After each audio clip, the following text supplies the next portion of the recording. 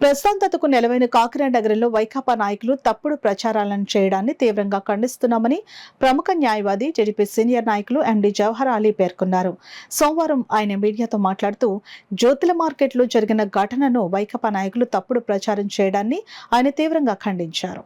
దిక్కుతోచని పరిస్థితుల్లో సమాజంలో ఏదో ఒక అలజడి సృష్టించాలనే ప్రయత్నం చేస్తున్నారు.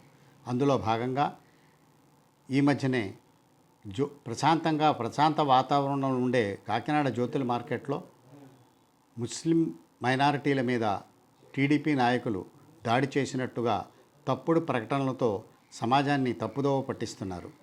అసలు జరిగిన వాస్తవం కేవలం అది ఒక లబ్ధిదారుడు అద్దెదారుడు మధ్య జరిగినటువంటి తగువు. అది ఏనాటి నుండో జరుగుతున్న తగువు.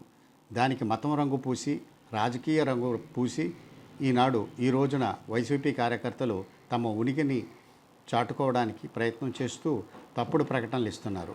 దీన్ని పూర్తిగా వారి చర్యల్ని ఖండిస్తూ ఇలాంటి తప్పుడు ప్రకటనలతో ప్రజల్ని తప్పుదోవ పట్టించవద్దని, ప్రశాంతంగా ఉండే కాకినాడ వాతావరణాన్ని చెడగొట్టవద్దని చెప్పి నేను వాళ్ళకి మనవి చేస్తూ అలాంటి ప్రకటనలన్నింటినీ కూడా ఖండిస్తున్నాను.